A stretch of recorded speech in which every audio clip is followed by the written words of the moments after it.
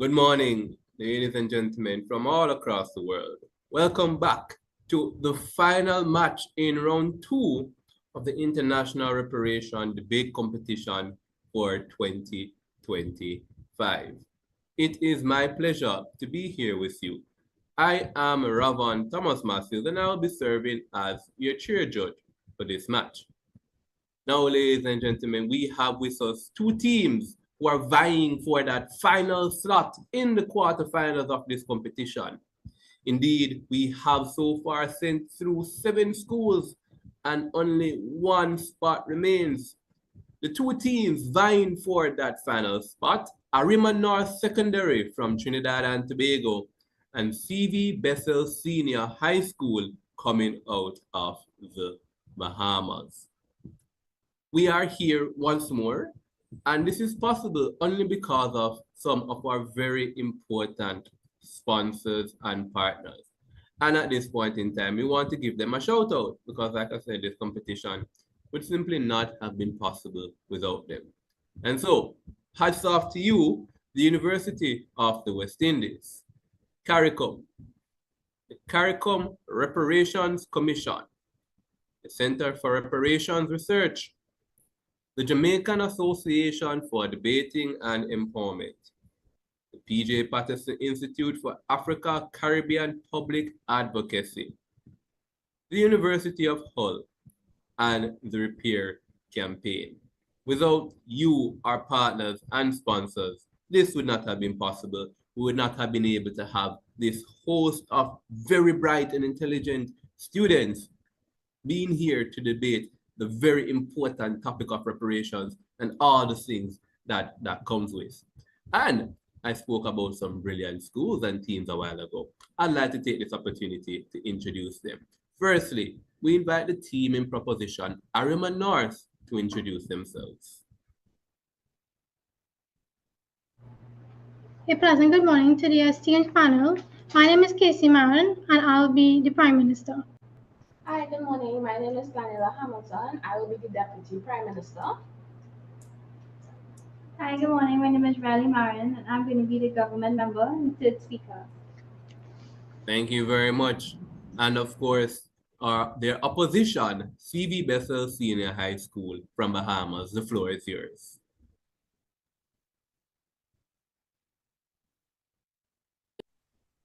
Good morning, my name is Tanisha Wright, and I'll be speaker number 1. Good morning, I'm Shamar Knowledge, and I'll be the second speaker. Good morning, my name is Talisa Johnson, I'll be speaker 3. Thank you very much, CV Bethel High School. Now, joining me on this panel, I'm not alone by myself. I have with me two very capable and qualified adjudicators that you've been seeing very frequently. And we're going to take this opportunity to ask them to introduce themselves, starting with Mr. Javon Downey. A pleasant morning to everyone. My name is Javon Downey, as was just said, and I'm looking forward rather to a very interesting and riveting match. Thank you very much, Mr. Downey, and of course, not to be outdone, Mr. Shavar Campbell. Good day, everyone. My name is Shavar Campbell, and like our chairs mentioned, I'll be one of your ring adjudicators for this match. Much like my fellow panelists, I'm also looking forward to an exciting and riveting debate. Indeed. The motion before us today reads, this House believes that Asian indentureship should be separated from the Caribbean reparation movement. One more time, this House believes that Asian indentureship should be separated from the Caribbean reparations movement. All right, ladies and gentlemen, without any further delays, we want to invite the first speaker from Team Arima North to open this debate.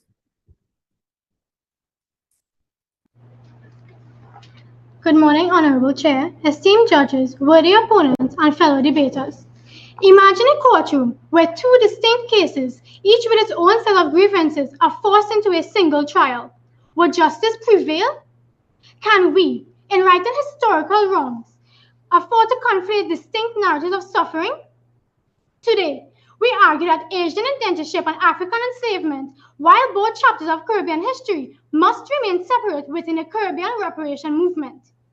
This position is rooted in clarity, not dismissal. In the Caribbean, two distinct groups, Africans and Asians, arrived under vastly different circumstances. One was kidnapped, sold, and enslaved for generations, stripped of all legal rights and basic humanity. The other, though subjected to harsh conditions, signed contracts, received wages, however meager, and had some legal recourse.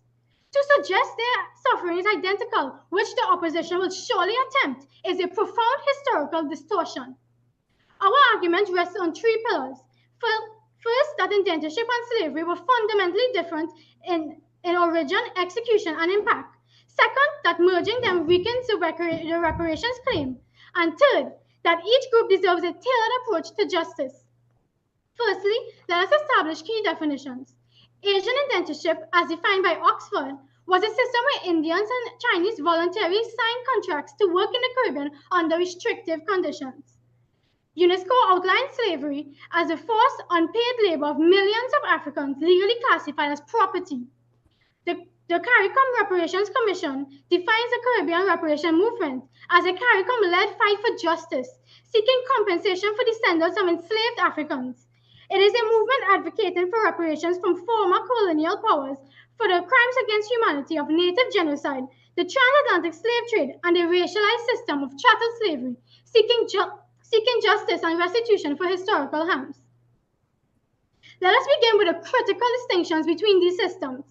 The opposition may attempt to blur these lines, but history speaks with undeniable clarity. As Dr. Hilary Bethel states, the crime of slavery was the crime of crimes, a scar upon humanity that can never be fully erased. Can we, in good conscience, equate chattel slavery, where humans were legally property, with a system of contractual labor, however exploitative? Consider the legal status. Africans were chattel, bought and sold, and subjected to unimaginable violence with impunity. Indentured laborers, though deceived and mistreated, had contracts, could seek legal action, and leave after their terms. Slavery was lifelong and inherited, while indentureship was temporary, allowing for the possibility of return or free settlement after a set period. If these systems were truly equivalent, why were slave owners compensated in 1833 but not plantation owners after indentureship ended? To those who argue that indentured workers were deceived and mistreated, we acknowledge the harsh realities they faced. However, the fundamental differences remain. Indentured workers could seek legal action, leave after their contracts ended, and received wages, however small. Africans had none of these rights. Moreover, consider the implications for reparative justice. Reparations are for crimes against humanity. The United Nations Human Rights 2020 recognizes slavery as such under international law. Indentureship, while exploitative, was contractual. The CARICOM 10-point plan specifically addresses slavery's legacy of systemic poverty and dispossession, including indentureship risk weakening this claim. Britain and France are more likely to acknowledge their direct legal culpability in slavery. Adding indentureship introduces complexities that could delay or deny justice. The opposition may argue that both groups suffered, so both deserve reparations. However, the scale, brutality, and generational consequences of slavery are incomparable. To equate them dilutes the strongest possible case for reparations, leaving African descendants who were left stateless, landless, and impoverished without redress.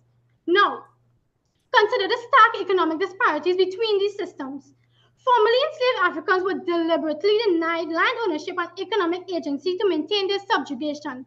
In contrast, despite hardships, Asian indentured laborers had avenues for economic mobility that were out of reach for the enslaved. By 1913, indentured laborers in Guyana owned over 50,000 acres of land. This was not an anomaly. It highlights that indentured laborers operated within a system that crucially did not define them as property and allowed for some advancement. Historian Dr. Walter Rodney, in How Europe Underdeveloped Africa, details how colonial policies deliberately stifle African economic growth while creating conditions for economic activity, among others. His analysis underscores the vastly different economic trajectories created by race and labor status, a crucial distinction in the discussions for reparations. Finally, let us consider the need for a tailored approach. Historical reparations are, by nature, specific. Germany's reparations to Holocaust survivors and Canada's Truth and Reconciliation process for Indigenous peoples were focused efforts. Asian activists deserve their own legal fight, their own avenue for justice. This strengthens rather than weakens both claims. In conclusion, we are not advocating for division but precision. We are not denying suffering but demanding clarity. We are not weakening claims but strengthening them through specificity. Honorable Chair, we urge this House to support this motion. Thank you. And thank you very much to the first speaker from Arima North, Ms. Casey Martin. To open the case for CV Bethel, we invite their first speaker, Kenisha Wright.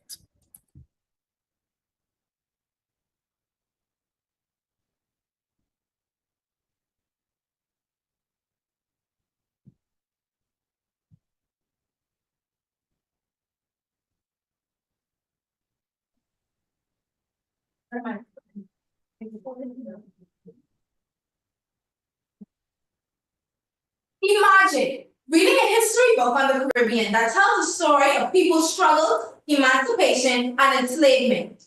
Eager to learn about the forces that shaped the area, you turn the pages. But all of a sudden, a chapter is absent, a crucial aspect of our history, one that clarifies why another oppressive institution was established following the abolition of slavery.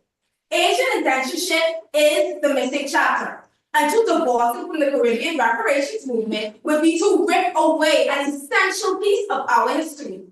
The idea that the Caribbean reparations movement should be isolated from Asian indentureship is something that we, the opposition, adamantly oppose today.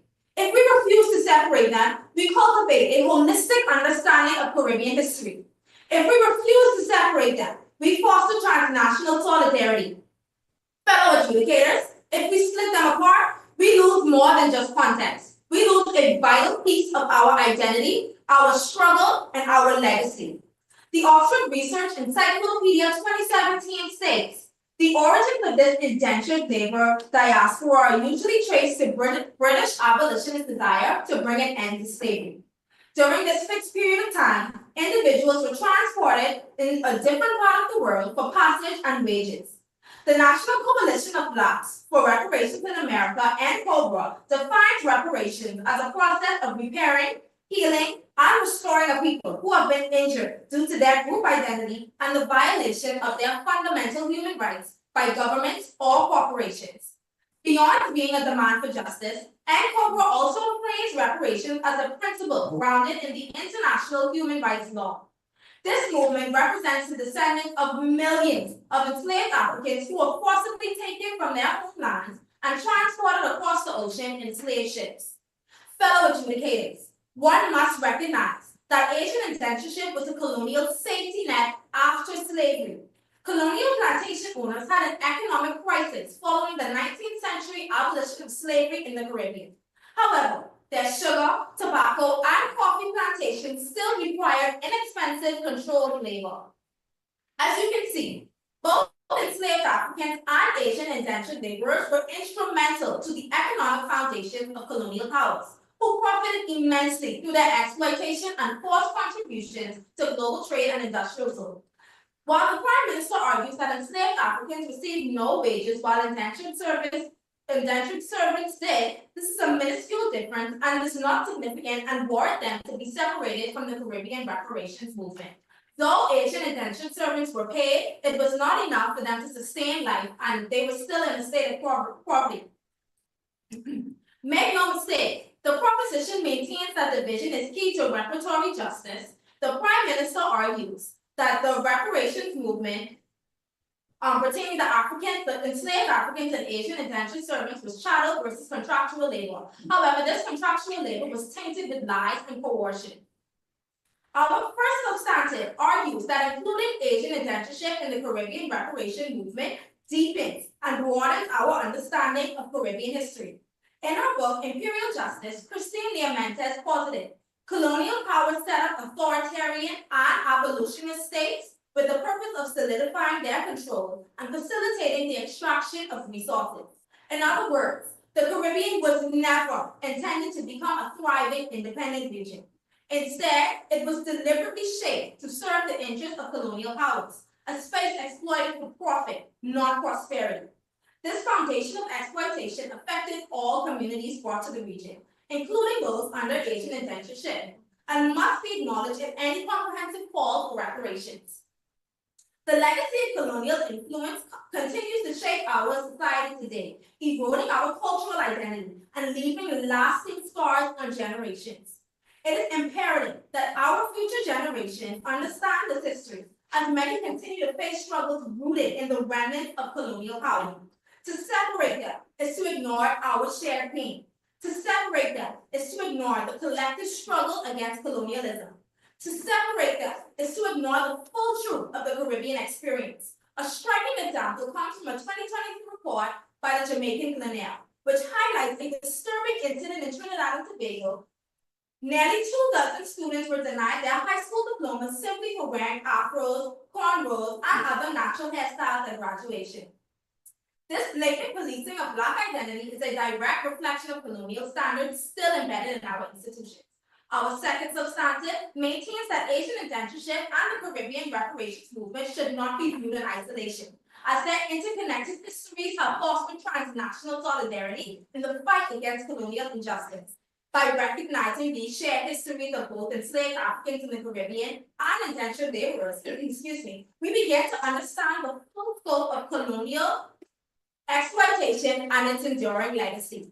Indentureship, which arose as a direct consequence of the abolition of slavery and slavery itself, must both be central to global conversation on colonialism and reparations in order to fully address historical injustices. This movement is about dismantling the oppressive system and uniting marginalized communities. Lorraine Shepherd and Gabriel Hemming state, from a historical perspective, reparations should be viewed as the final act in the over 500-year struggle that began with the fight against conquest and colonization, the trade in indigenous peoples and Africans, African enslavement, and deceptive indentureship. By amplifying these conversations, we bridge historical divides and foster unity between interconnected struggles. In 2010, former U.S. President Barack Obama issued a formal apology for the unethical syphilis experiments carried out in Guatemala, an acknowledgement that came 64 years after what many consider a crime against humanity. This long overdue reckoning was made possible through the persistent efforts of Guatemalan officials, human rights attorneys, and advocacy groups such as Paul Beckett and the Center for Constitutional Rights. This is the power of solidarity. In addition, music has also served as a powerful tool for unity and awareness. The song We Are the World 25 for Haiti by Wyclef Jean helped draw global attention to the 2010 Haiti earthquake, quickly mobilizing resources and support from around the world. If one voice can spark change, imagine the power of two. When the histories of Asian indentureship and enslaved Africans unite, they form a force strong enough to challenge the lingering shadows of colonial exploitation and ignite a path towards generational healing, unity, and collective justice. Honorable adjudicators, to separate Asian indentureship from the Caribbean reparations movement is to erase a critical part of our shared colonial history. Thank you. And thank you very much for that opening speech for C.B. Bethel from Kenesha Wright. At this point in time, we're going to enter into that exciting period of cross-examination. How this period works is as follows. The opposition team will pose questions to team proposition. Each question can last only 10 seconds, and only one individual from the team asking the question is allowed to do so at any given point in time. The team answering the question has 30 seconds to do so. And in fact, the entire team can chip in and provide more meat to the answers as long as it falls within that 30-second period. And we will do this three questions from opposition to proposition, 3 answers. Then we'll flip the arrangement and invite proposition to pose 3 questions to the opposition team. Right, ladies and gentlemen, we are now going to ask that first question, and we will start the time when you do so, team CV Bethel. Is if both African slavery and Asian indentureship were exploitative colonial systems, why should they be treated separately in the call for reparations? We do acknowledge that both African slavery and Asian indentureship were exploitative systems. However, reparations require justice and legal precision. Africans were treated as slavery, and Africans were treated as property and were stripped of all human rights, and indentureship does not meet this threshold. Thank you. Our second question is, wouldn't separating two struggles create unnecessary division among Caribbean people who share a common history of colonial exploitation? I'm sorry, can you repeat that question, please? So the question is, wouldn't separating the two struggles create unnecessary division among Caribbean people who share a common history of colonial exploitation? No, separating them would strengthen the claim for reparations. Reparations are about precision. African slavery and Asian indentureship were two distinct Historical injustices. yes. And by conflating these two, we weaken the claim for justice and give Britain and France a chance to exclude themselves from the responsibility of reparations. Our last question is, if colonialism used racial hierarchy to divide laborers, aren't you continuing that division by arguing for separate reparations movements? Can you please repeat that question again? If colonialism used racial hierarchy to divide laborers, aren't you continuing that division by arguing for separate reparation movements? No, we don't believe we are continuing it. I think we are ensuring that reparations and justices are recognized fairly as how they were treated. Their treatment will not be the same. Indentureship and slavery cannot be contrasted as the same. They were under different conditions. It was voluntarily, even though they might have been manipulated and they might have been treated harshly. Slavery was involuntary and lasted for centuries compared to decades of indentureship. And it was a crime against humanity. Recognized by international law. Yes. All right, thank you very much for that first period of cross-examination. We're now going to flip the arrangement and invite team proposition to pose questions to the opposition team. If slavery was a crime against humanity as recognized under international law, how can you equate it with indentureship, which, while exploitative, was based on contractual system? Repeat the question, please. Sure. If slavery was a crime against humanity as recognized by international law, how can you equate it with indentureship, which, while exploitative, was based on a contractual system with a fixed term of possibility of returning home?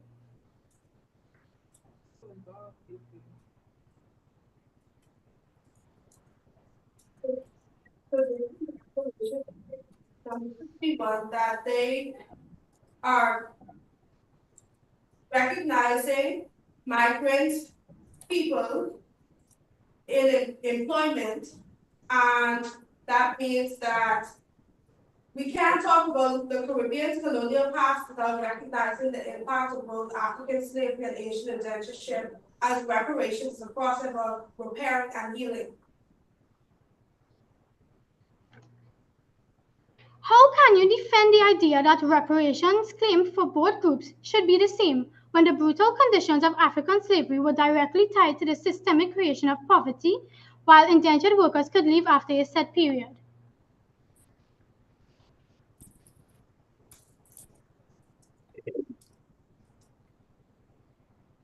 Okay, both of them the same amount of poor treatment, and both of them were subjected to punishment. Even though slaves were not paid, which I acknowledge, Asian indentured servants were not paid enough, where their wages were so low and their deductions were so high, they were still in a state of poverty. There was no significant change to their financial circumstance. the impact that they have, that it has, many generations will not be able to have a voice and understand that we can be unified and advocate for the Caribbean reparations movement. There will be no solidarity there. Thank you.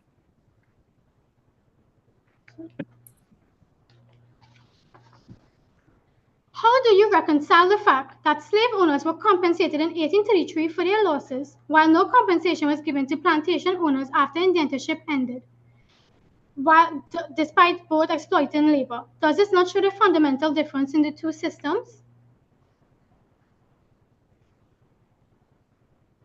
So, colonial exploitation is a system. It was always a system. It's not a series of isolated events. And that right there speaks a whole lot towards, and the impact of the colonial exploitation was detrimental.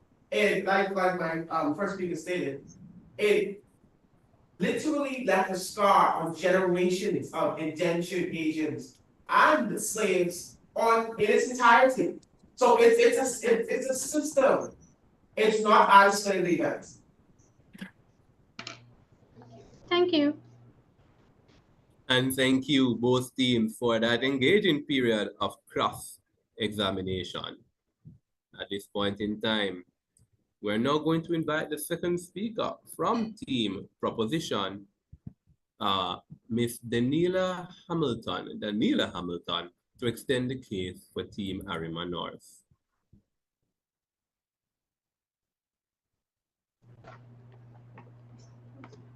Honorable Chair, esteemed judges, worthy opponents, and fellow debaters, we have presented a case grounded in historical accuracy, legal precedent, and the principles of reparative justice. However, my opponents, in their attempt to blur the lines between Asian indentureship and African enslavement, have conflated distinct systems, disregarded historical evidence, and weakened the very movement they claim to support. Let us now consider that reparations are not about shared suffering, but addressing distinct, legally recognized injustices. The transatlantic slave trade was classified as a crime against humanity by the United Nations. African descendants were subjected to hereditary racial oppression with no legal recourse, whereas indentured laborers, despite hardships, had defined contracts and eventual paths to economic stability. To put it simply, historical reparations have always been race-specific, as seen in U.S. compensations for Japanese internment victims and South Africa's reparations for apartheid. A targeted claim for slavery reparations is not exclusionary, it is legally necessary. The opposition will likely argue that combining both cases strengthens the call for justice, arguing that unity is strength. This, however, is a hasty generalization, a broad assumption that overlooks the fundamental differences between slavery and indentureship. The effectiveness of reparation does not come from merging distinct claims, but from ensuring each case is strong, well-documented, and legally sound. We must also ask, where do we draw the line? If we expand reparations to include indentured laborers, do we also extend it to European indentured workers who face hardship under colonial rule? Clearly, the legal and moral basis of reparations for slavery cannot be diluted by incorporating cases that lack the same legal recognition as crimes against humanity. Now, the opposition claimed that both African and Asian groups contributed to the Caribbean's development and should therefore receive reparations. This misunderstands the purpose of reparations. Reparations are not based on economic contributions, but on historical injustices recognized under international law. As Dr. Hilary Bethel states, it was African slavery, not indentured labor, that created the plantation system that underpinned the Caribbean economy. This system of forced African labor generated immense wealth for European colonial powers, entrenched systemic racial inequality, and left lasting socio-economic disparities that persist today. Indentureship, while exploitative, did not form the foundation of the Caribbean economy in the same way. Additionally, it is essential to acknowledge beyond economics the destruction of African identity. One of the most devastating consequences of slavery, unlike indentured laborers, enslaved Africans were forcibly stripped of their names, languages, and spiritual practices. all of which was a deliberate strategy to dehumanize them and sever their connection to their heritage. By contrast, indentured laborers were generally able to retain their cultural traditions. This distinction is not trivial. Reparations are meant to address specific historical losses, and just as indigenous reparations often include cultural restoration, so too must slavery reparations acknowledge the forced destruction of African identity. What is undeniable is that history has repeatedly shown that broadening reparation claims weakens their effectiveness. Colonial powers have a long history of delaying and denying reparations, often using complexity as an excuse. Take, for instance, Britain's delay in compensating Kenya's Mau Mau uprising victims, or the drawn-out debate over reparations for Caribbean slavery. Legal scholars such as including Berenice Shepherd and Hilary Beckles, warn that a clearly defined, legally justified, and historically recognized claim is the key to success. The 2001 Durban Declaration makes it clear that reparations for slavery are a separate and urgent demand, already acknowledged in international legal frameworks. Adding other grievances risks creating a case so broad that former colonial states can argue it is too complex to resolve, delaying justice indefinitely for both groups. Honorable judges, let us be clear. We do not deny the suffering of Asian indentured laborers. They were exploited, deceived, and endured immense hardship. However, reparations must be historically accurate, legally defensible, and strategically pursued. Combining slavery reparations with indentureship claims dilutes justice for both groups and makes an already difficult legal battle even harder. The Indo and Asian Caribbean community can and should seek recognition and justice for indentureship, but not at the expense of the legally justified, globally recognized case for the Caribbean reparation movement. As Prime Minister Mia Mottley of Barbados powerfully stated, reparations are not about division, they're about truth and justice. And the truth is this: separating these claims is not divisive, it is necessary. Only by respecting the unique struggles of each group can we pursue justice effectively. For these reasons, we strongly support the motion. And thank you, Daniela Hamilton. We now invite the second speaker from Team CV Bethel to extend the case. That speaker, of course, being Mr. Shamar Nottage.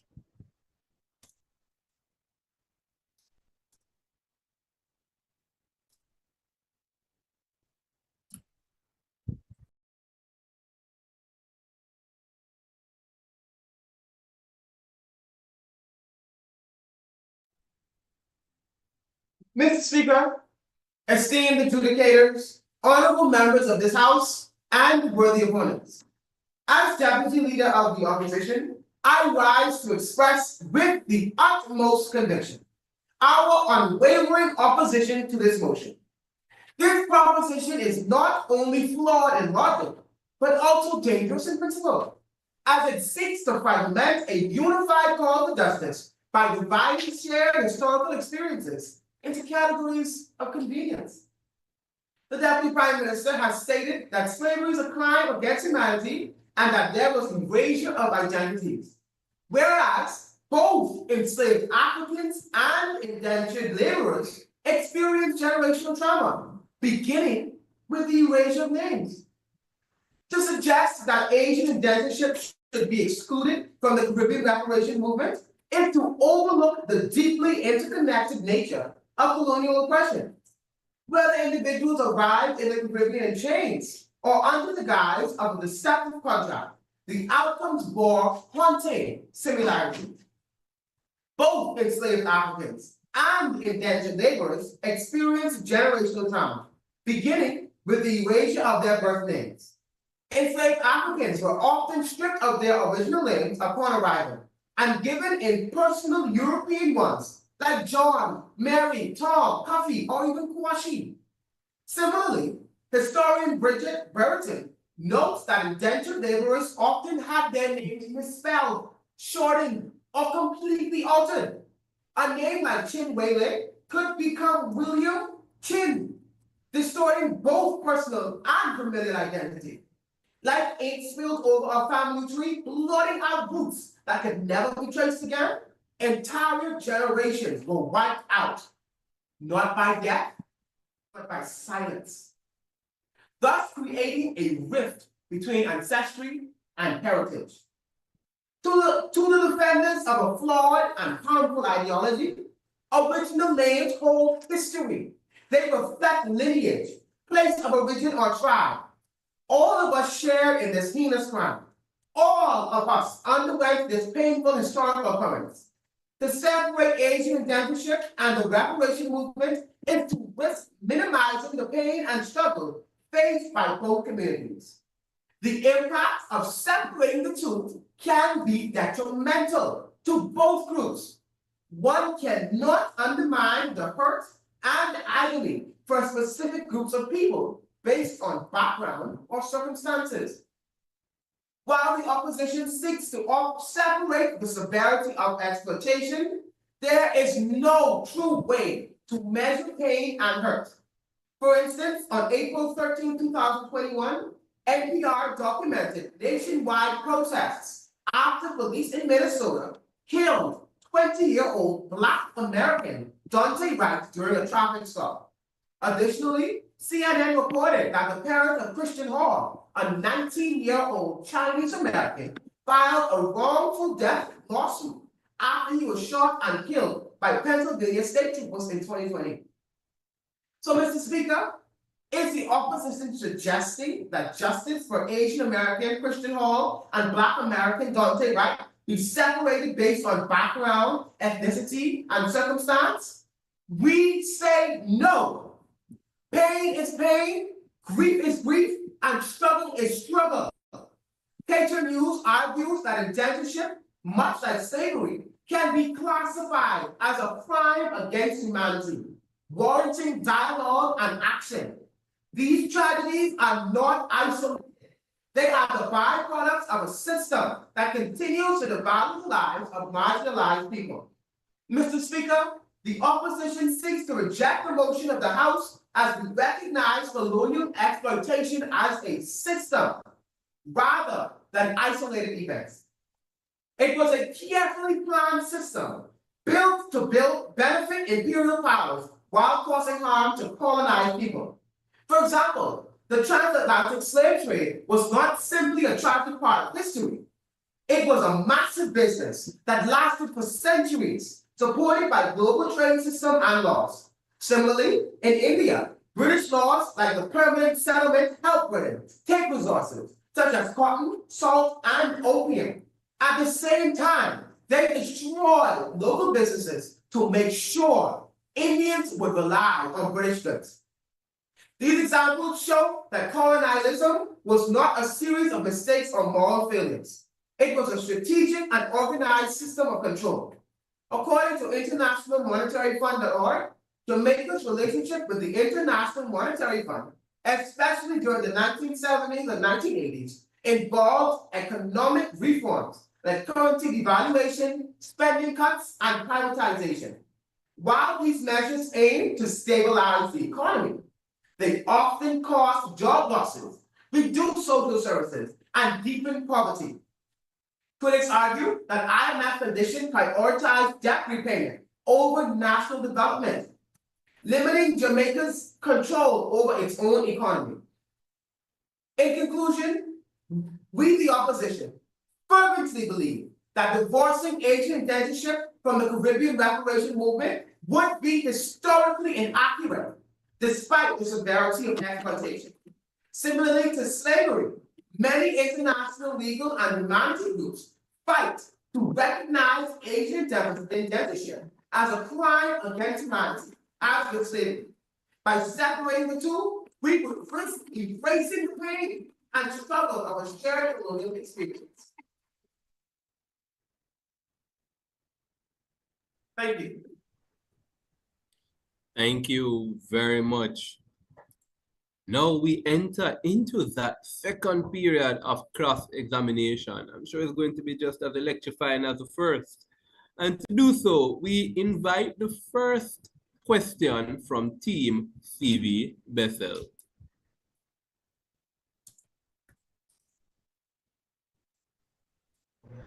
Our first question.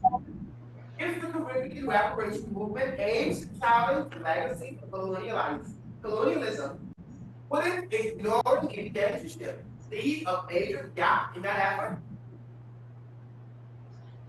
We never stated that indentureship should be ignored. We stated that indentureship should seek justice and legal recognition separately from reparation movement of the Caribbean.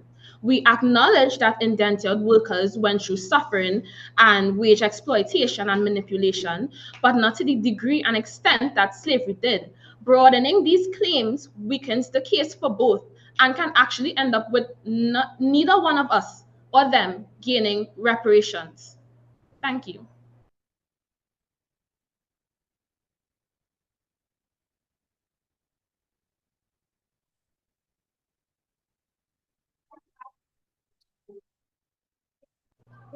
I'm not hearing anything. Sorry, I'm seeing you speaking, but I'm not hearing. A little bit louder, CV Bethel.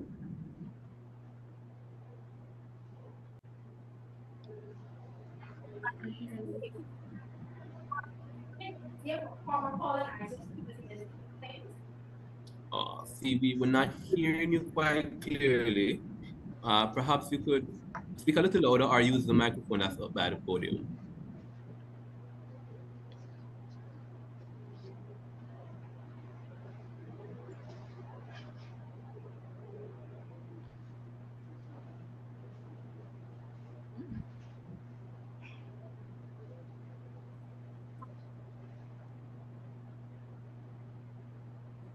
The reparations movement. Aren't you making it easier for former colonizers to dismiss these claims? Can you start from the beginning one more time? Sorry. No problem. By dividing the reparations movement, aren't you making it easier for former colonizers to dismiss these claims? No, we believe that legal precedent and tailoring our cases based on our historical injustices that both groups suffered under different circumstances can actually strengthen it rather than weaken it. Thank you. Historically, injustices has been successful due to precision, just as Holocaust survivors received reparations from Germany and Canada indigenous people. Those were separate. Precision matters in reparations. Thank you. Last question is, if colonialism treated enslaved Africans and indentured Asians as disposable labor, why should we treat their reparation struggles as separate? One more time. If colonialism treated enslaved Africans and indentured Asians as disposable labor, why should we treat their reparation struggles as separate? I believe those are completely two different things. I believe that separate reparations for both groups is what matters. For us to get our justices. We never said that indentureship should not gain justice and recognition. They should, but they should take it in a separate legal matter that wouldn't weaken the same movement that you guys are trying to support. It wouldn't weaken the Caribbean reparation movement. It would strengthen both cases and ensure legality, justice for all. Thank you.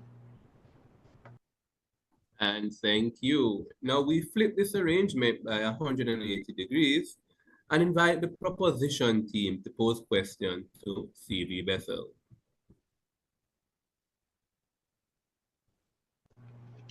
Can you clarify how the inclusion of indentureship in the reparation movement helps to strengthen the African descendants' case for reparations when the historical experiences and subsequent legalities of both groups are so vastly different in scale and nature? Sorry. We, the opposition, believe that just because they have different experiences doesn't mean that they don't bleed the same. They went through the same colonial greed, exploitation, and abuse. Slavery and indentureship are under the same colonial system where they were both abused for colonial economic gain.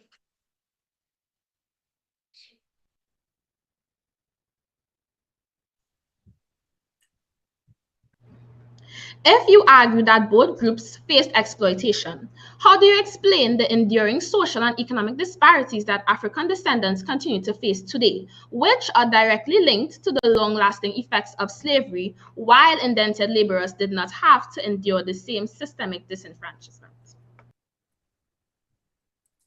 Can you repeat the question for me, please? No problem. If you argue that both groups faced exploitation, how do you explain the enduring social and economic disparities that African descendants continue to face today, which are directly linked to the long-lasting effects of slavery, while indentured laborers did not have to endure the same systemic disenfranchisement? Okay, both groups have problems. As we said before, colonial exploitation is a system, not isolated events. Let's take, for instance, Jamaica, when they were with the IMF, the International Monetary Fund, that totally set everything off. The value of their funds went down, everything went down. So again, it's not isolated events, they're systems. And the impact, again, for both groups, they're both still dealing with generational problems from that time. So the impact.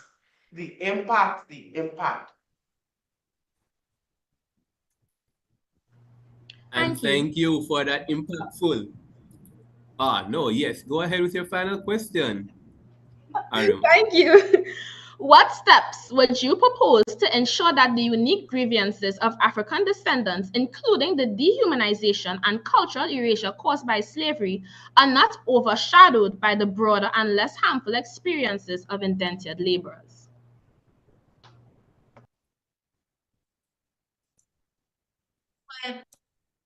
We, the opposition, believe that included Asian indentureship in the Caribbean reparations movement would enhance transnational solidarity. By coming together, we unite our voices. Two voices are always louder than one.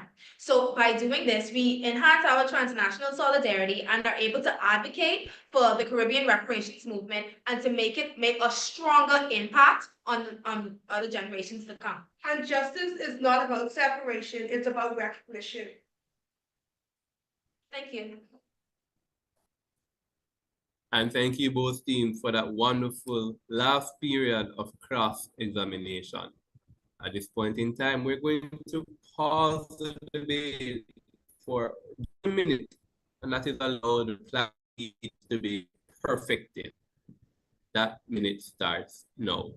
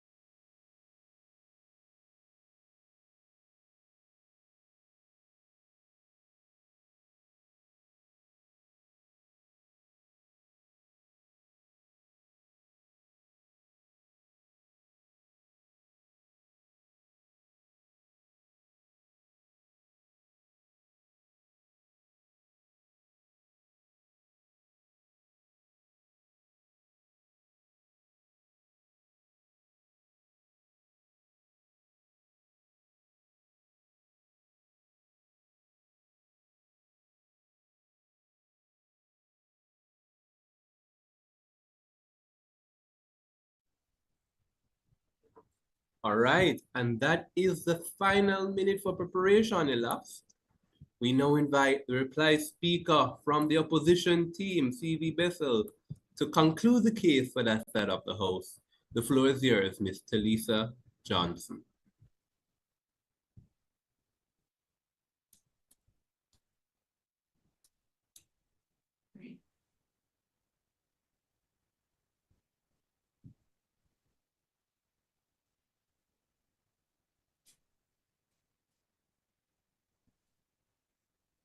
Adjudicators, tree without roots cannot stand, just as a movement without recognition cannot bring true justice.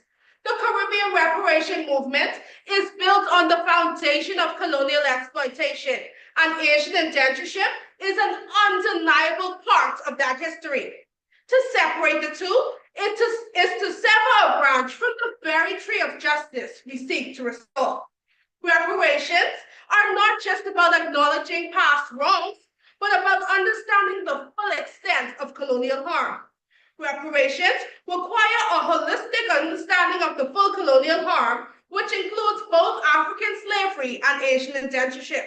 Dividing these histories weakens our movements, fractures solidarity, and distorts the shared colonial experience. Colonial exploitation was a system, not isolated events, and reparations must reflect that. This motion seeks to divide a history that is deeply interconnected, and for that reason, we, the opposition, wholeheartedly disagree with this motion. Speaker 1 from the proposition asked, why should Caribbean history be separated, which ties in with our views that they both land under the same category of colonial exploitation. If we follow the proposition suggestion, we lose the full historical narrative. We can't talk about the Caribbean's colonial past without recognizing the impact of both African slavery and Asian indentureship, as reparations is a process of repairing, healing, and restoring a people who have been injured due to their identity. The Prime Minister asked, will justice prevail? Justice will prevail if we don't separate these two movements, because the impact of separating the two can be detrimental to both groups. One cannot undermine the hurt and the agony for specific groups of people based on their background or the amount of land they got. History is not a pie chart. It's a complex web of interconnected experiences.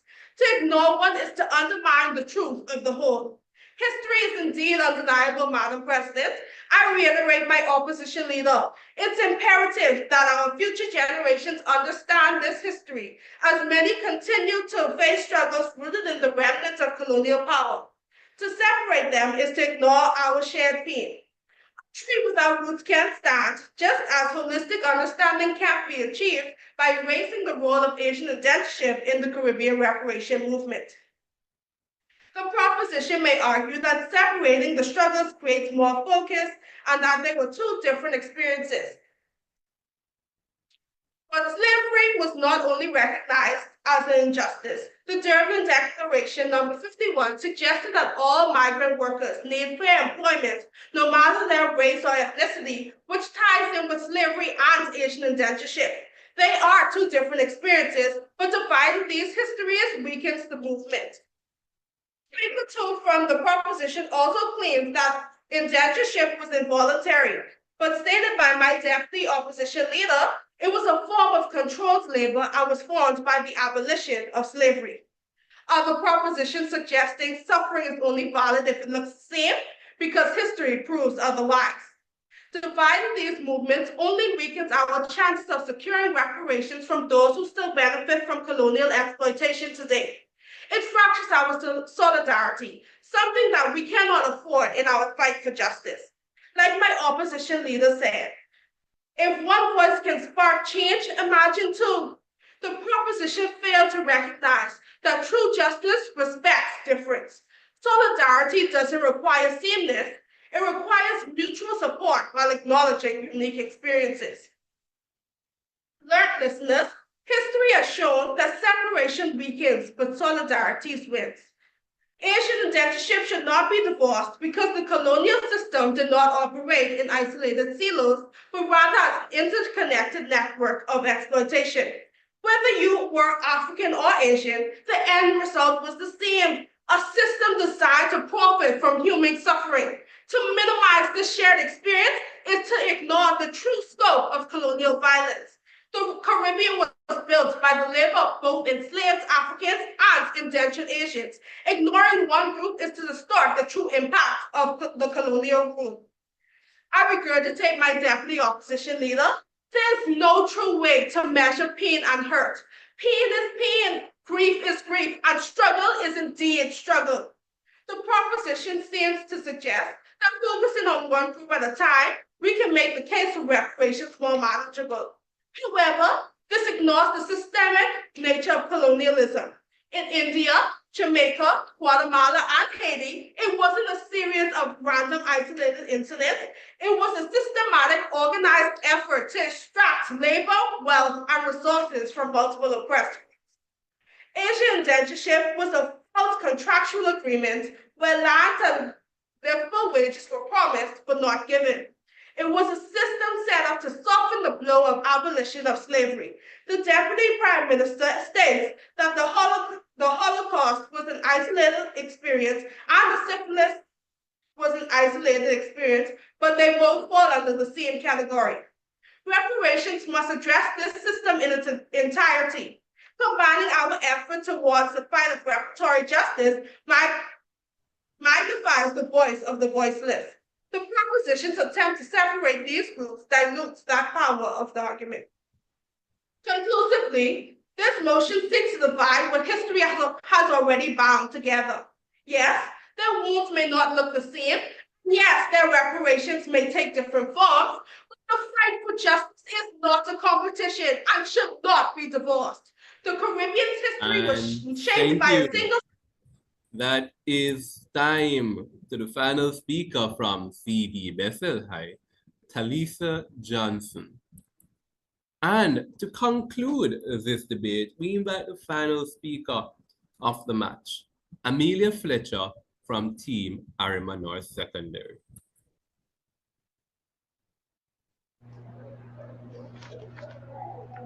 Honorable Speaker, esteemed members of this House, we stand at a crucial juncture, a moment where we must choose between clarity and confusion, precision and dilution, justice and the mere appearance of it.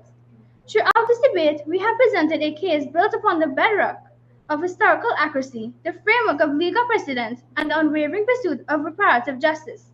We have demonstrated, with compelling evidence, why the separation of Asian indentureship and African chattel slavery within the Caribbean reparations movement is not merely advisable, but essential. Have we not established beyond reasonable doubt the distinct historical, ethical foundations of these experiences? Can we, in good conscience, equate the horrors of chattel slavery, a system where human beings were legally defined as property, subjected to unspeakable brutality, and stripped of their very humanity, with a system of indentureship, however exploitative it may have been? As Dr. Hilary Beckles reminds us, the crime of slavery was a crime of crimes, a scar upon humanity that can never be fully erased. Is this not the fundamental truth that must guide our deliberations? We have shown that indentured laborers, while undoubtedly facing hardship and injustice, occupied a fundamentally different legal terrain. They possess contracts, however flawed, on some avenues for recourse, however limited. Enslaved Africans had none of these rights. Is this distinction merely a matter of semantics, as the opposition suggests? No, it is a matter of historical reality, a matter of legal principle, and a matter of justice. And what of the legal basis for reparations? Are reparations not fundamentally about rectifying legally recognized wrongs? The United Nations Human Rights Office has affirmed the authorization of slavery reparations, recognizing chattel slavery as a unique crime against humanity. Can we, in this esteemed House, afford to weaken this legally sound claim by conflating it with a claim that, while valid, rests on a different legal foundation? We have emphasized the strategic imperatives of the reparations movement.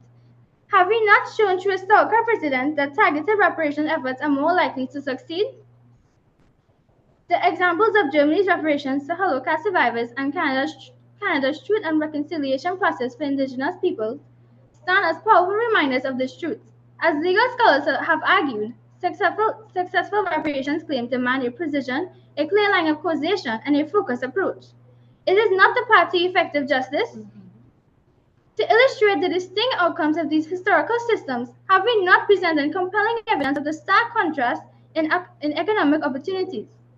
Formerly enslaved Africans were deliberately denied land ownership and economic agency, while Asian indentured laborers, despite the hardship they endured, had avenues for economic mobility that were fundamentally out of reach for the descendants of the enslaved. The example of indentured laborers in Guyana, who owned over 50 acres of land by 1913, serves as a powerful testament to this disparity. Is this not a critical distinction that must inform our understanding of these historical injustices? And what of the unique cultural destruction inflicted by chattel slavery? Have we not shown how enslaved Africans were systemically stripped of their identity, their language, and their cultural heritage?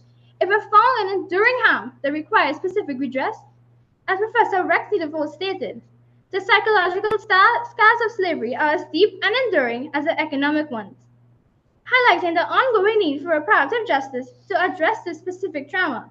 Can we, in this House, ignore this distinct and devastating harm? Honorable Speaker, esteemed members, let us be clear. We are not advocating for division or exclusion. We are advocating for clarity, precision, and a strategic approach that maximizes the chances of achieving true justice. As Prime Minister Mia Mottley of Barbados stated, reparations are not about division, they are about truth and justice. Therefore, in the pursuit of truth and in the name of justice, let us support a focused and strategic approach to reparations, an approach that recognizes the unique historical injustices inflicted upon enslaved Africans and lays the groundwork for a more just and equitable future for all.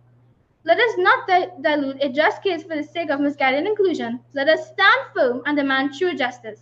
I thank you.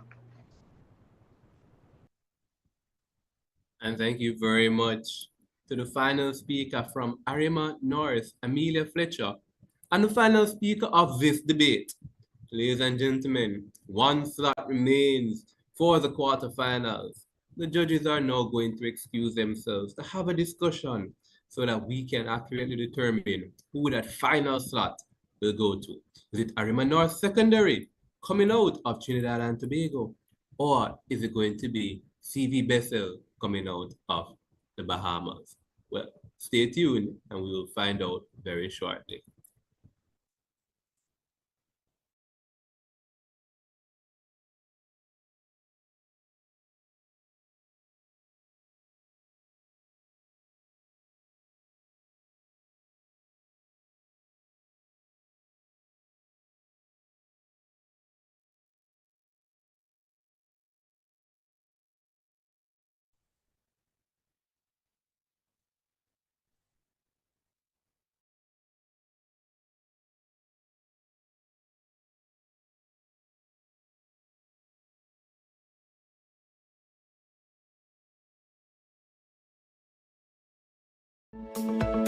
A pleasant good morning to the esteemed panel. We represent Arima North Secondary.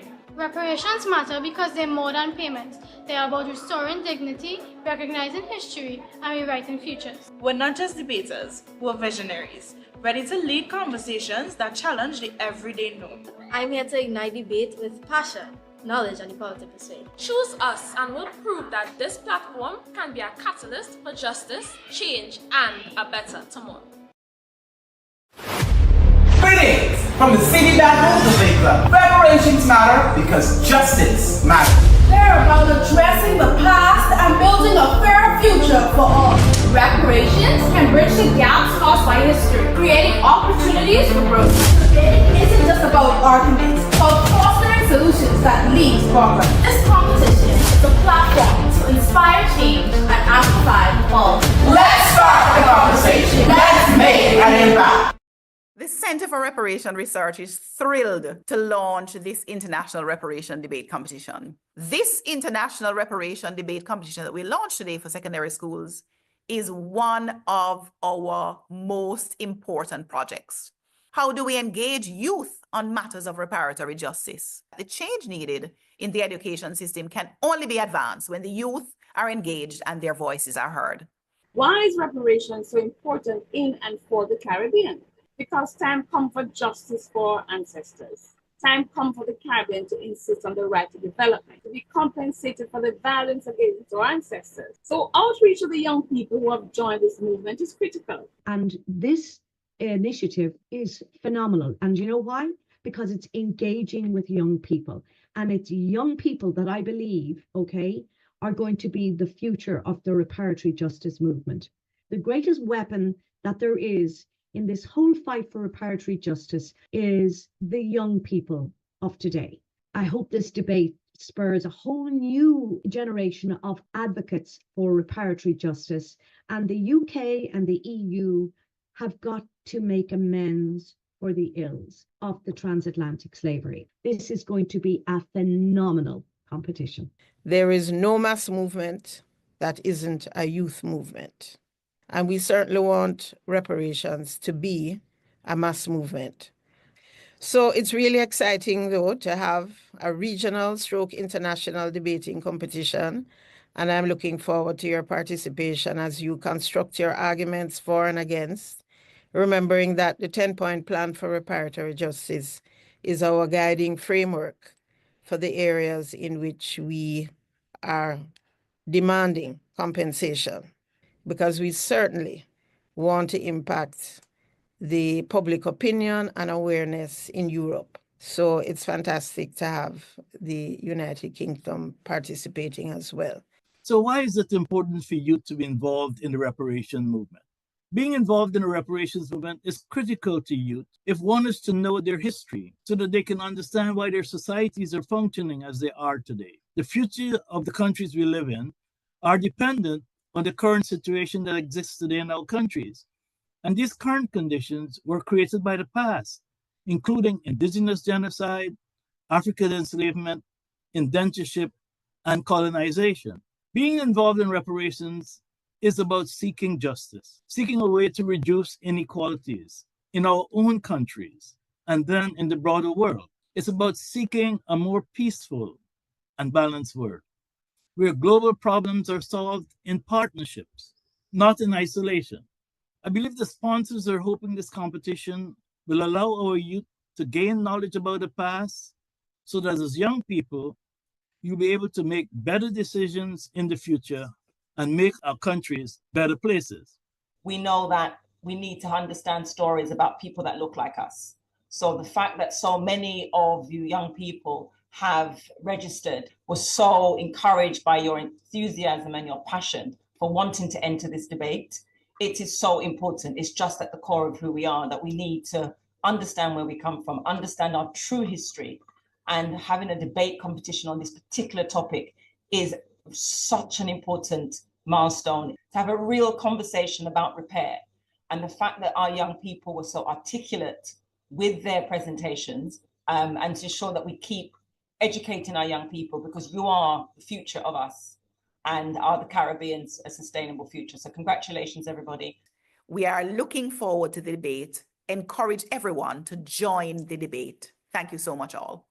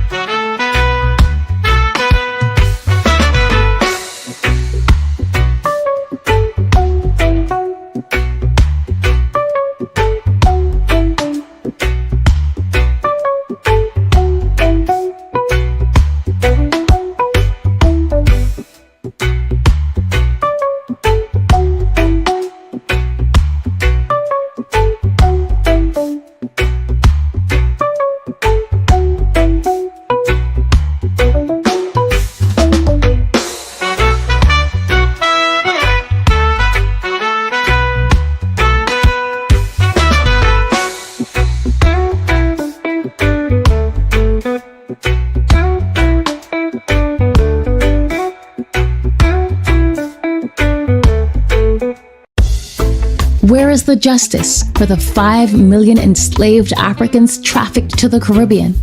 Think about it. Chattel slavery didn't just end. It left deep, painful scars across each Caribbean country. The deliberate underdevelopment, the brutal trauma and violence we inherited. It's time to repair this damage so we can build thriving, sustainable economies where young people like us can dream big, achieve more, and live better lives right here in our own home. Do you see why repair matters? Stand with us, join the calls for justice, and sign the petition for reparations at repaircampaign.org/petition. It's very important that this is understood, because we can't talk about legacies before talking about what left those legacies on our landscape.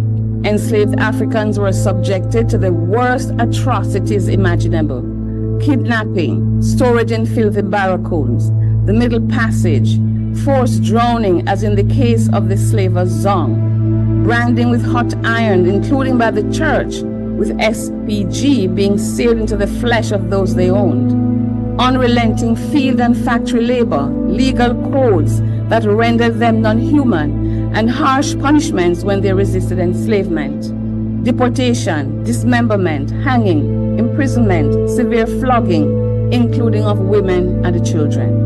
According to Lucille Matherin Mayer, and I quote, "Neither age nor pregnancy exempted women from corporal punishment.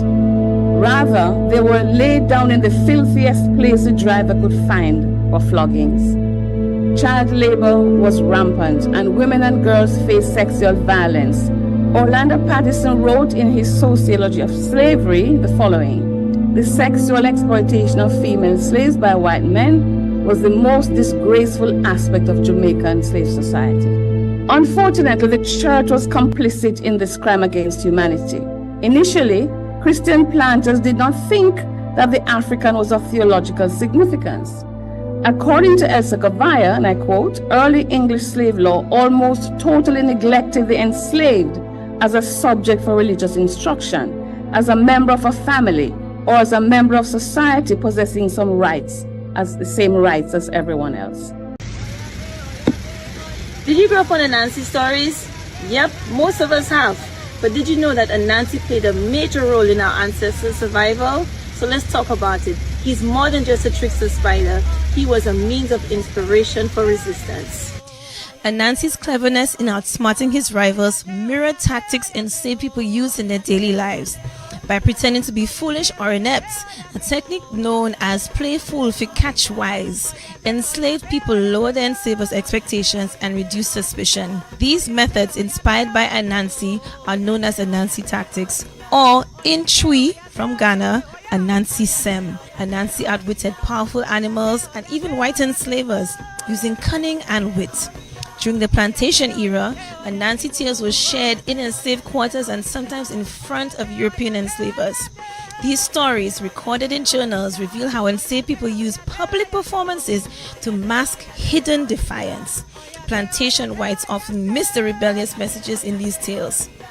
Caribbean Anansi stories depict him evading punishment, tricking enslavers, and a whole plethora of adventures which highlight the resistance and survival through Anansi tactics. 400 years ago. 400 years ago, my people were dragged from their homes, tribes, families, placed on floating wood, and shipped across the Atlantic to what would be later described as the most inhumane act of all time.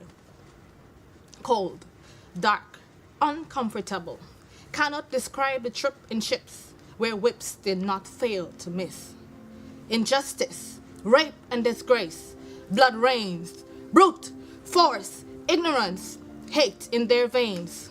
Sweat and tears, labor revealed, produce from king fields only for the esteemed. 400 years of eroding one's pride, culture, heritage, value. 400 years of the iron chain, stringing up, leaving bare. Oh, but they never cared. Why fight when you would be met with sharp blades? So don't you dare cry out in fear. Why not plan escape with the plaiting of one's hair? Oh, the drums, listen, dance, communicate. For tonight we fight a battle not even death could spare. Blue eyes, white skin, master said that's beauty within. But guess what? Black, brown, gold, royalty, reparations we are owed. Them say hassa, but we say cassava. That's where we get our strength from to beat and conquer. For tonight we're returning to Ghana. You may say I'm a descendant of slaves because of the rich melanin that gushes from my pores. But I came to tell you tonight, I am not a slave, rather the descendant of kings and queens. I am the embodiment of the divine. I do not chase, I align, I attract. What's meant for me already has my name on it. I am the personification of beauty, the expression of love, the creator of life, the acknowledgement of freedom. So go ahead, call me what you want, because when I die, bury me in the oceans where my ancestors jumped from the ships, because they knew death was better than bondage. And here's what does need reparative justice. It is the seasoning period when we landed on the soil and they took away our names and our gods and our culture, and no slave system that we understand thus far has ever had that deculturalization process embedded in the process of our enslavement. So our enslavement was not just physical, it was not just culture, it was spiritual, because you took me away from everything. Who then must I look up to? Who then must I emulate? Who then must I kill myself in order to elevate you?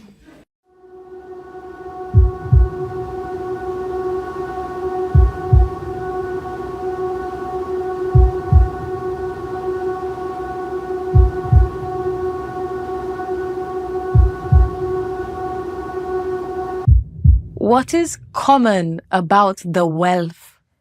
A flag raises high, but the strings still pull from London. We sing our anthems in borrowed tongues, march to the beat of siphons' drums, celebrating a freedom that still pays tribute. Independent? What is that when the governor's shadow still lingers? They tell us, we free. Tell that to the bones at Reparation. The 196 who fought and won only to drown in chains. Our Negmawan. Do the people of North Devon not hear the howls raging for their home? The tide spits their cries, their names foam in fury, salted by a sea that will not forget. They call us independent, yet a crown still sits above 14 nations, still bent at the knee, still ruled by a throne built from our gold. They took our labor, snatched our names, they welcomed our craft, then cast us adrift. Windrush mothers, fathers, exiled from the empire they built. What is common about the wealth? Our persistent potency that perseveres through acute artistry. We carve language into legacy, turn sorrow into song, drum resistance as rhythm, sink steel into symphony. We are the architects of new worlds, the poets, the painters, the prophets, who make home in remnants still, who forge futures from fractured pasts. They took the wealth, but we are the riches. And remember that chattel slavery of the African people was also genocide. This is not highlighted sufficiently. If you take my home island of Barbados in the Caribbean, the British brought 600,000 people into Barbados. 600,000 Africans were brought into Barbados. The black population of Barbados today is 280,000. How do you reduce 600,000 to 290,000 after 200 years? They brought 3 million into Jamaica. At the end of the slavery malarkey, there were just about 600,000. The survival rate of African people in the Caribbean was about 17%. It was horrendous. The Conference of Heads of Government of the Caribbean Community. But I will say to you, therefore, that the issue of reparations for the transatlantic slavery is an issue that we will take up with you, and that the appropriate apology and compensation is paid, and that the international community accepts that this should never happen again. And yes, Honorable Deacon Mitchell, slavery is a crime against humanity.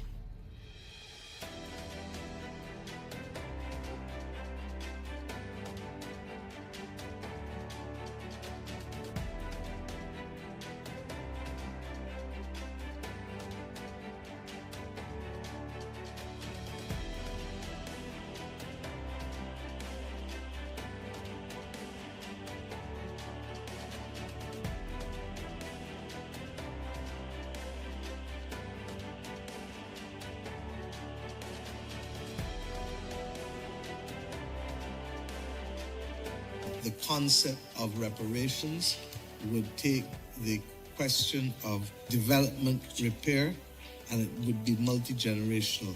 What needs to happen is face-to-face discussions, which we deem as absolutely important, because if you can't see me or hear me, it is not appropriate to be able to make a judgment as to who or what I am and what I should receive. Progress also means reparatory justice to heal historical wounds and climate justice to secure our future. We must be bold, demand what is old, and build a Caribbean that thrives.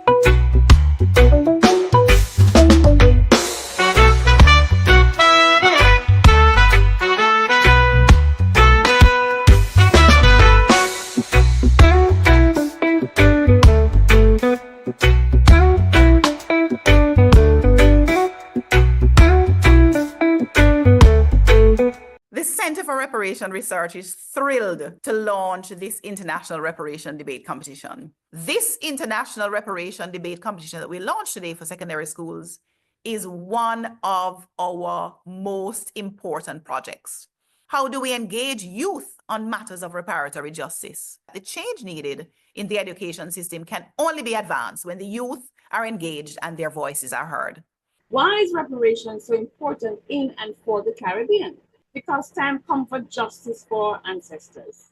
Time comes for the Caribbean to insist on the right to development, to be compensated for the violence against our ancestors. So outreach to the young people who have joined this movement is critical. And this initiative is phenomenal. And you know why? Because it's engaging with young people. And it's young people that I believe, okay, are going to be the future of the reparatory justice movement. The greatest weapon that there is in this whole fight for reparatory justice is the young people of today. I hope this debate spurs a whole new generation of advocates for reparatory justice, and the UK and the EU have got to make amends for the ills of the transatlantic slavery. This is going to be a phenomenal competition. There is no mass movement that isn't a youth movement. And we certainly want reparations to be a mass movement.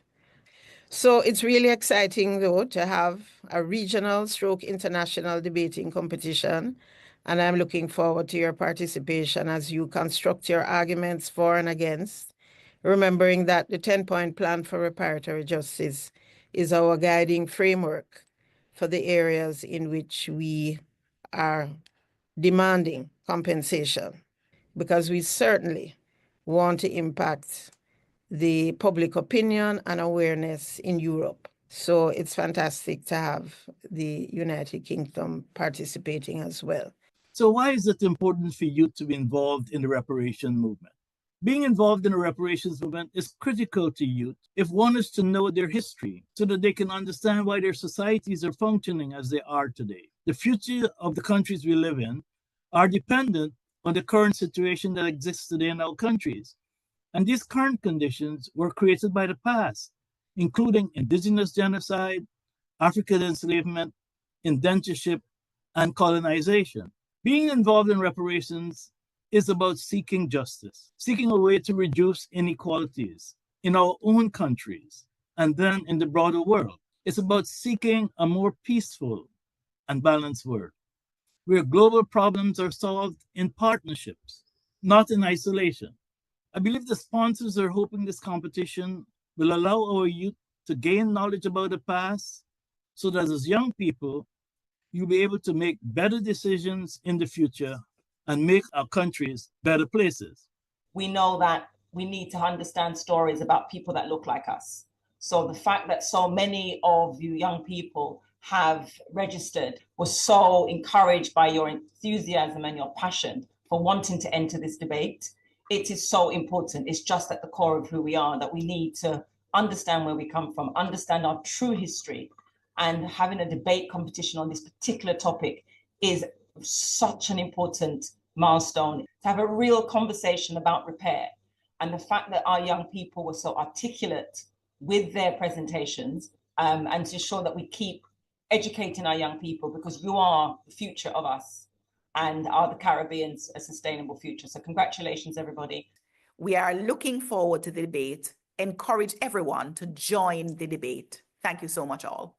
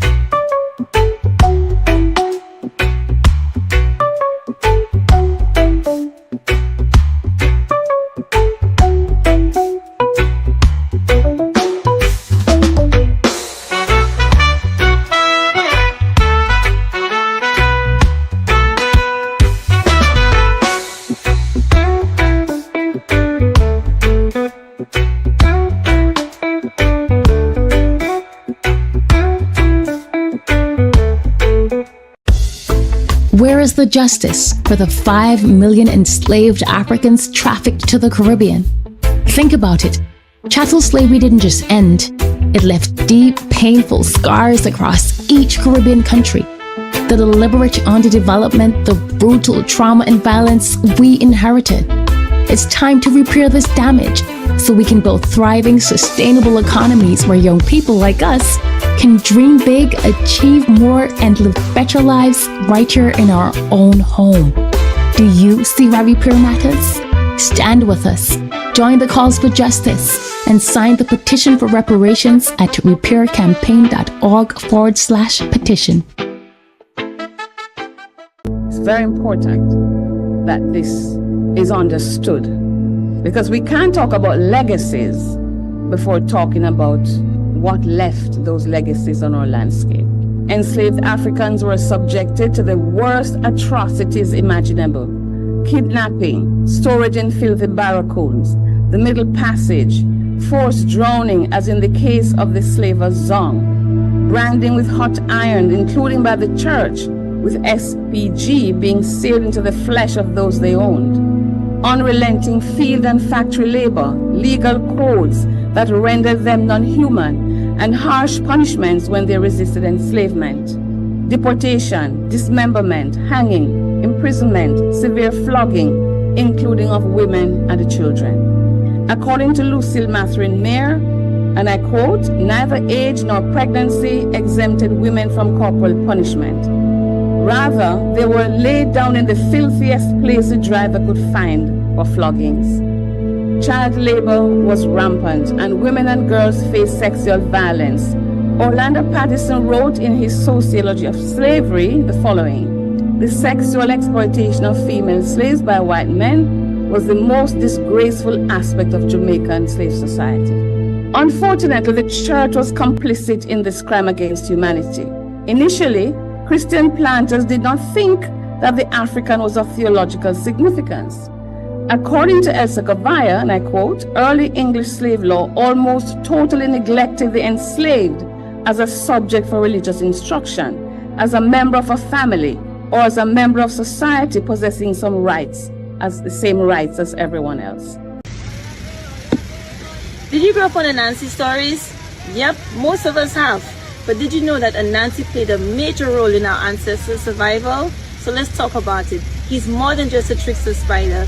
He was a means of inspiration for resistance. Anansi's cleverness in outsmarting his rivals mirrored tactics enslaved people used in their daily lives.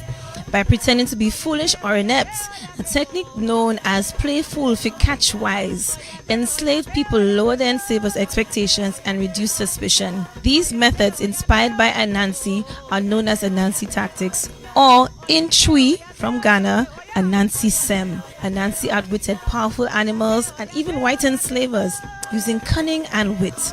During the plantation era, Anansi tales were shared in enslaved quarters and sometimes in front of European enslavers. These stories, recorded in journals, reveal how enslaved people used public performances to mask hidden defiance. Plantation whites often missed the rebellious messages in these tales. Caribbean Anansi stories depict him evading punishment, tricking enslavers, and a whole plethora of adventures which highlight the resistance and survival through Anansi tactics. 400 years ago. 400 years ago, my people were dragged from their homes, tribes, families, placed on floating wood, and shipped across the Atlantic to what will be later described as the most inhumane act of all time. Cold, dark, uncomfortable, cannot describe the trip in ships where whips did not fail to miss. Injustice, rape and disgrace, blood rains, brute, force, ignorance, hate in their veins. Sweat and tears, labor revealed, produce from king fields only for the esteemed. 400 years of eroding one's pride, culture, heritage, value. 400 years of the iron chain, stringing up, leaving bare. Oh, but they never cared. Why fight when you would be met with sharp blades? So don't you dare cry out in fear. Why not plan escape with the plaiting of one's hair? Oh, the drums, listen, dance, communicate. For tonight we fight a battle not even death could spare. Blue eyes, white skin, master said that's beauty within. But guess what? Black, brown, gold, royalty, reparations, we are owed. Them say hassa, but we say cassava. That's where we get the strength from to beat and conquer. For tonight we're returning to Ghana. You may say, I'm a descendant of slaves because of the rich melanin that gushes from my pores. But I came to tell you tonight, I am not a slave, rather the descendant of kings and queens. I am the embodiment of the divine. I do not chase, I align, I attract. What's meant for me already has my name on it. I am the personification of beauty, the expression of love, the creator of life, the acknowledgement of freedom. So go ahead, call me what you want, because when I die, bury me in the oceans where my ancestors jumped from the ships, because they knew death was better than bondage. And here's what does need reparative justice. It is the seasoning period when we landed on the soil and they took away our names and our gods and our culture, and no slave system that we understand thus far has ever had that deculturalization process embedded in the process of our enslavement. So our enslavement was not just physical. It was not just culture. It was spiritual, because you took me away from everything. Who then must I look up to? Who then must I emulate? Who then must I kill myself in order to elevate you?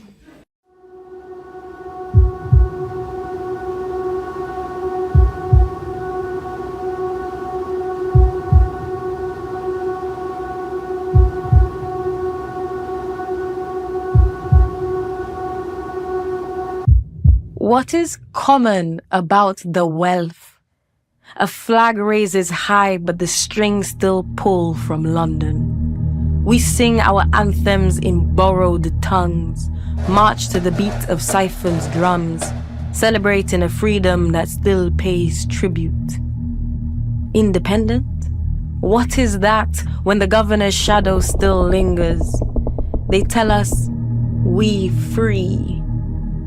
Tell that to the bones at Rappery. The 196 who fought and won only to drown in chains. Our Negmawan. Do the people of North Devon not hear the howls raging for their home? The tide spits their cries, their names foam in fury, salted by a sea that will not forget. They call us independent, yet a crown still sits above 14 nations, still bent at the knee, still ruled by... Ladies and gentlemen, the judges have decided after intense deliberation, we know who the final team who will be heading into the quarterfinals of the International Reparation Debate Competition for 2025 will be. Like I said, it was an arduous decision. The judges went back and forth, but ultimately we came to a unanimous decision.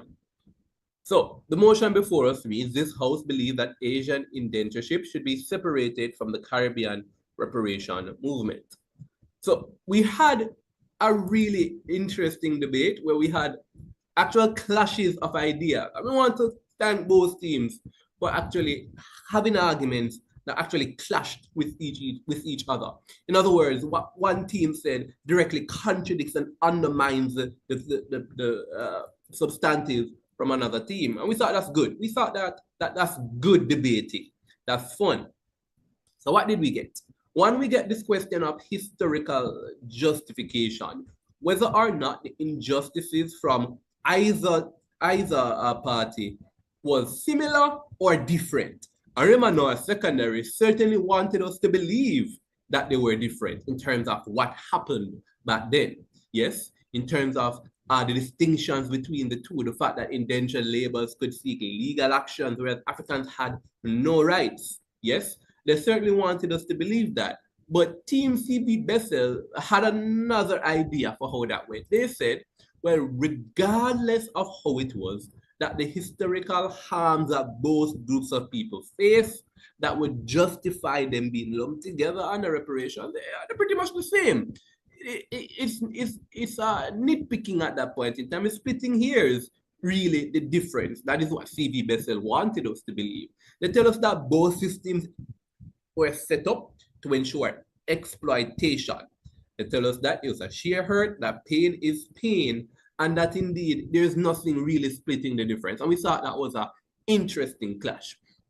What we thought was an even more interesting idea was that even if yes or no, that they kind of had the same basis for pain in terms of justification because of what they went through, that exploitation, there is a question on the outcome. Arima North told us in no uncertain terms, we saw quite brilliantly, that the impact aside, rather what happened aside, the outcome is different. Why? Because of how the systems were set up.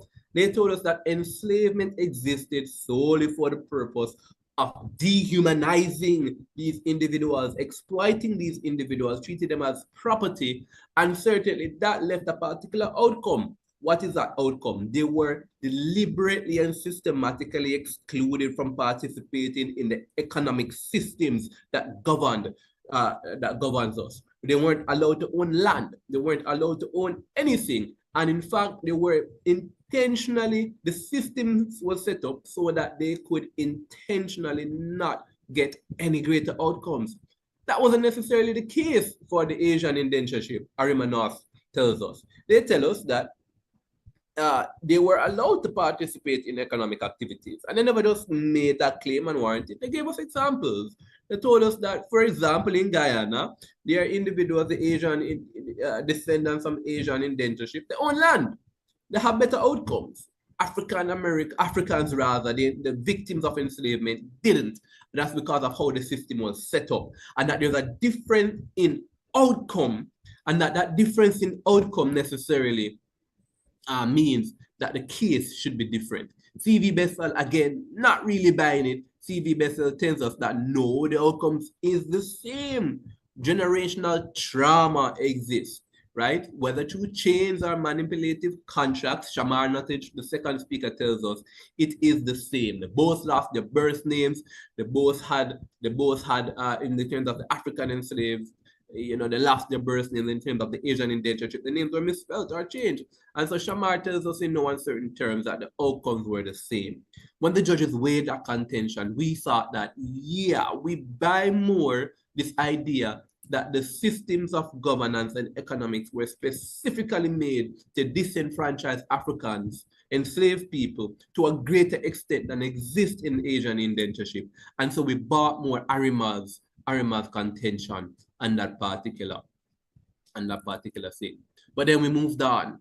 And then it really came down to the question of worsening regional ties versus some other arguments. One of those arguments is the solidarity versus the focus. And this is really where the debate turned for the judges. So, real quick, Arima tells us that, listen, what happens right now, because there are these distinctions that they attempted to prove, the distinction between the two that I spoke about earlier, what happens is that the case is not the same for both. And if we were to proceed in demanding reparations, then our case will be weakened. Why would our case be weakened? Because one, slavery has been deemed widely by the international community as a crime against humanity. Asian indentureship, not so much. Slavery has been proven, and there's a general idea that reparations should exist for slavery, but maybe not so much for exploitative contracts. They said we are going to have a foolproof case in the courts of law if we were to separate the two. The case for reparations as a result of slavery is strong. The case for reparations as a result of Asian indentureship is not as strong. And so if we were to lump the two together, what is going to happen is that it's going to introduce some complexity in the courts of law that is going to make neither of us get what we want. Neither the enslaved, they said, the African enslaved, victims of the transatlantic trafficking in humans, they won't get what they want. The Asian indentures are not going to get what they want. And in fact, the European colonizers are going to say, well, this is a particularly complex issue because these are two different things. And this complexity means that my hands are tied. It's going to be a bureaucratic nightmare. And I'm going to take my sweet little time. And therefore, that's a bad thing because neither of us are going to get what we want. Versus C.V. Bethel's contention that we get together, we are stronger, a louder voice. Yes, united as one. And we get greater lobbying power by being united. We thought that the mechanization of how it is that we get the better outcomes from separating the two was greater from Team Arima than this general idea of united we stand, divided we fall. We wanted a little bit more mechanization and proof and warranting and evidence and impact more than just these kind of general ideas, philosophical sound bites, really. We wanted you to dive deep in it. Tell me why united we stand. Tell me a little bit more about that. And we thought that even though we got some of that from C.V. Bethel, we definitely wanted a little bit more from it. And then again, with this idea of worsening regional ties, we thought that's a really interesting idea. We don't fully understand what's the devastation from worsening regional ties, especially in comparison to, as Arima claims, and the judges are contended to believe, are inclined to believe, we get a stronger case of reparations by separating the movements. When we compare that with this idea of worsening regional ties, in the absence of the harms of worsening regional ties, the judges came to the decision. And based on my deliberation, my OA, you can probably tell what that decision is. And so, the judges decided by a unanimous decision that the team that will be advancing to the quarterfinals of this competition and the team that will not, the team winning this match comes to us from Trinidad and Tobago, Arima North Secondary High School. Congratulations, Arima North. Very, very well played, CB Bethel High School. Ladies and gentlemen, your final quarterfinalists, Arima North Secondary. The best debater for this match comes to us from the winning team, and that is the second speaker, Daniela Hamilton. Congratulations, Daniela. We thought your assessment of the purpose of reparations, the way it was laid out and contextualized and mechanized, was particularly brilliant. And you should be very proud of yourself. Congratulations to Daniela Hamilton, the best speaker, the best debater from this match. And though you did not win and are not the best debater, we want to as well give a big shout out to the first speaker from CB Bethel, Kenisha Wright. We particularly loved your setup of the debate and your context, the status quo, and what it is that we need to do. You really helped us to understand where this debate lies. So congratulations, Kenisha Wright. The scores ending this match. Arima North Secondary on 273 points to CB Bethel's 265 points. So that's 273 points to Arima North versus 265 to CB Bethel. Ladies and gentlemen, that concludes round 2 of the International Reparation Debate Competition for 2025. I want to thank both teams for engaging us, having a wonderful, wonderful debate. I must say, even though we will not be seeing CB Bethel going forward in this competition, I want to take this opportunity to really thank CB Bethel for being a part of this competition. You have been involved on the ground, preparing, calling, ensuring that you have everything ready. And it really does show the impact that this competition has. And I think as well, the care that the team and teachers have from CB Bethel, certainly for all the teams, but big enough CB Bethel in ensuring that they do a wonderful, wonderful job. So congratulations to Arima North, well played CB Bethel. We're sorry to see you go. Big up to CB Bethel, big up to the coach, teacher from CB Bethel. Ladies and gentlemen, we want to hear from the team advancing to the quarterfinals, Arima North. Hi, thank you guys so much for debating against us. Like you said, the first speaker was really powerful. She really moved me. And the second speaker as well. Thank you guys for having us. Thank you guys for being respectful and being nice to us and not bullies. We appreciate that a lot.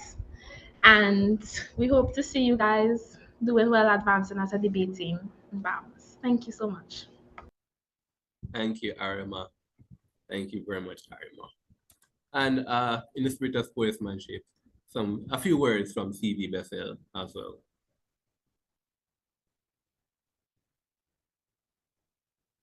Thank you so much, guys, for the opportunity for us to come to be here. Of course, great advice to cross control. So especially moved by your sentiments. So again, thank you so much. We had an awesome time so far debating and getting to express our views in this competition in the whole. So again, thank you guys so very much. And thank you both teams. And you know who else deserves a big thank you? Our partners and sponsors. Again, we're ending round 2. We would not have been able to make it this far without you. So once more, we want to thank the University of the West Indies, CARICOM, the CARICOM Reparation Commission, the Center for Reparations Research, the Jamaican Association for Debating and Empowerment, the P.J. Patterson Institute for Africa Caribbean Public Advocacy, the University of Hull, and the Repair Campaign. Thank you all so much for this competition and really for allowing the past few weeks of my life to be really interesting. And I know that the upcoming weeks will continue to be so. Well, ladies and gentlemen, until then, we're looking forward to seeing you in the quarterfinals. But we're signing off for now. Have a wonderful rest of your day.